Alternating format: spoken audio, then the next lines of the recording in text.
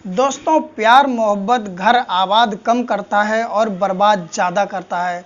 दोस्तों, आज की कहानी में एक देवर अपनी भाभी से प्यार कर बैठता है और उसके नाजायज़ संबंध बन जाते हैं। जब ये बात उसके भैया को पता चलती, यानी कि जिस औरत से संबंध थे उसके पति को पता चलती है, तो वो उसको रोकता है और उसके रोकने के बाद में वो अपने पति को ऐसी सज़ा देती है कि जिससे हर किसी की रूह काँप जाएगी। नमस्कार दोस्तों, मेरा नाम है अजय श्रीवास्तव। मैं इस कहानी में आपको आगे ले चलूं, इससे पहले दोस्तों वीडियो को एक लाइक कर दें और चैनल को कर लें सब्सक्राइब, जिससे मेरा हौसला बढ़ता रहे। आज की जो कहानी है, मनिया थाना के अंतर्गत एक उदयपुरा गांव आता है।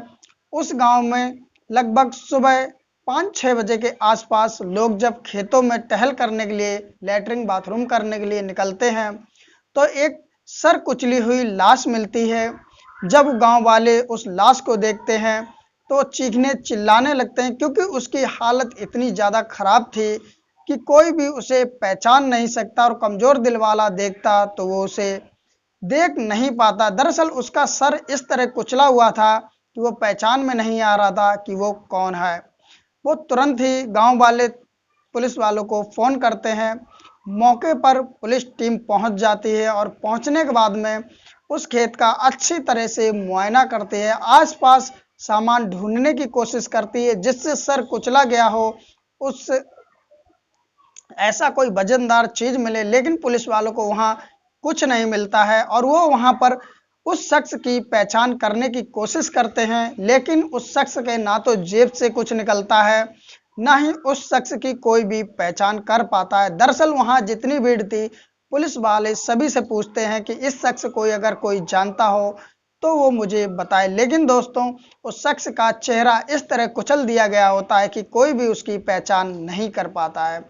दोस्तों, इधर जो एक परिवार आता है उसी पुलिस स्टेशन में एक दिन पहले और कहता है, उसमें एक लेडीज होती है, तो वो कहती है कि साहब, मेरे पति जिनका नाम शकुन सिंह है, कल शाम को सब्जी लेने गए थे और वो घर पर नहीं आए हैं।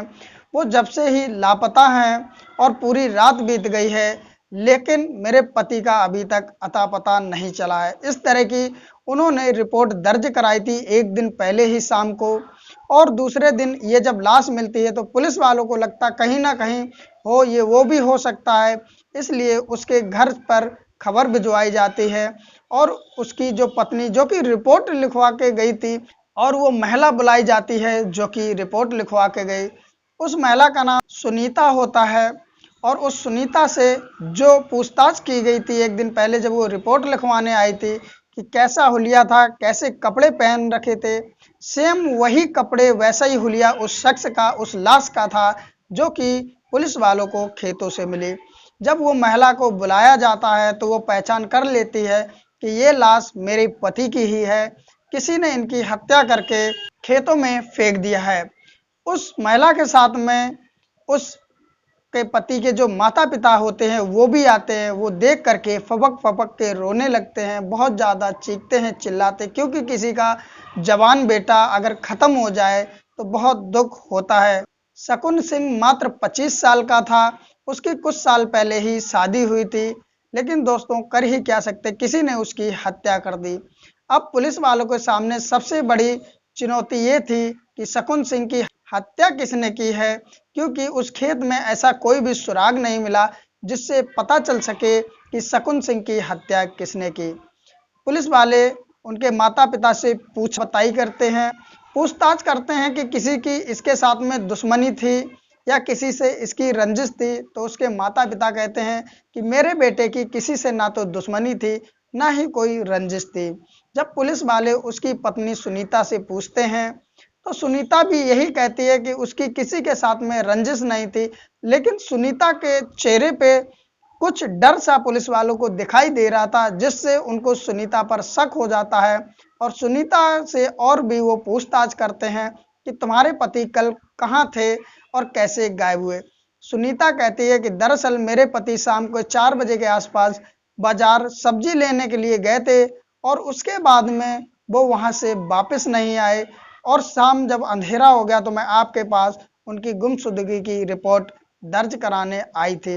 इतनी बात पुलिस वाले जब उसकी पत्नी सुनीता से पूछते हैं तो उसके बाद में तो सुकुंद सिंह के परिवार को और उसकी पत्नी को घर भेज देते हैं।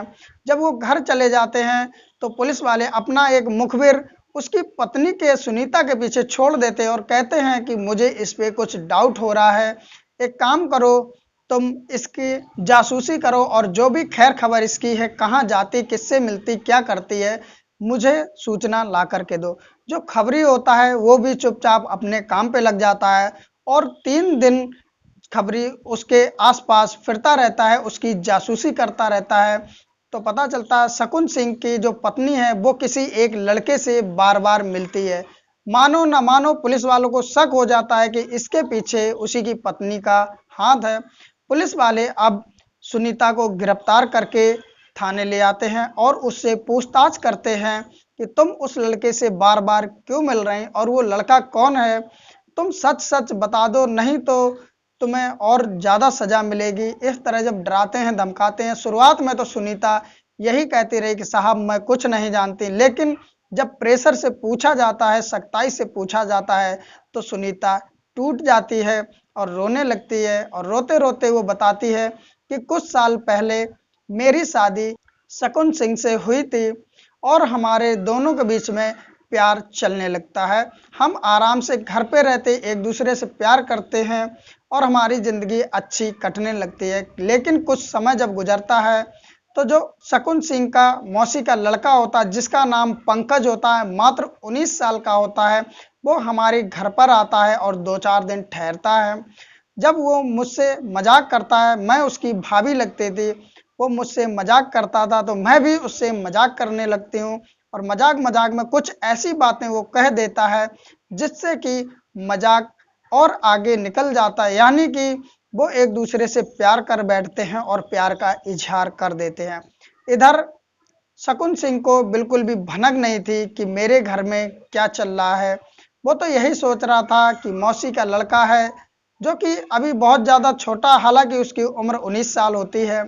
और इधर जो पंकज होता है वो अब सुनीता से प्यार करने लगता है, मीठी मीठी बातें करता है और एक समय ऐसा आता है कि उसी के घर में सारी मर्यादाएं टूट जाती हैं। सुनीता और पंकज के बीच में शारीरिक संबंध बन जाता है। जब शारीरिक संबंध बनता है तो सुनीता को अपने पति से कई गुना ज़्यादा मज़ा पंकज में आने लगता है। अब वो पंकज की दीवानी हो जाती है और धीरे धीरे ये अफेयर पर डे चलने लगता है।